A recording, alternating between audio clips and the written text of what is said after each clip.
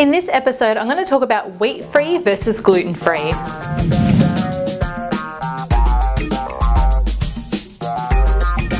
I'm Naturopath Katherine Maslen. Welcome to 2 Minutes to Health. In today's episode, I'm going to be talking about wheat-free versus gluten-free. So the deal is that if something is gluten-free, it's also wheat-free. However, if something's wheat-free, it doesn't necessarily mean that it's gluten-free because there's a lot of other grains that contain gluten. So as well as wheat containing gluten, there's also rye, spelt, kamut or khorasan is another name for it.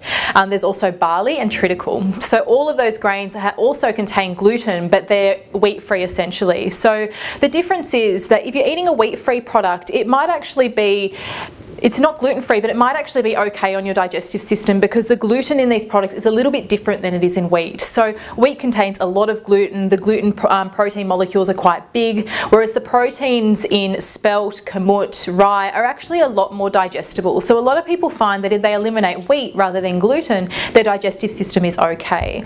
On the other hand, there are people that just can't tolerate gluten whatsoever. So if you can't have gluten, you can't have any of those grains, and it has to be gluten-free.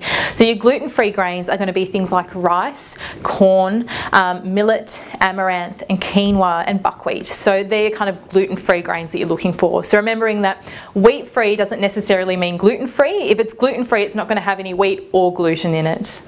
I'm Naturopath Katherine Maslen. This has been 2 Minutes to Health. Please subscribe to my channel, and if you do have a question, please leave it in the box below and I'd be happy to answer it.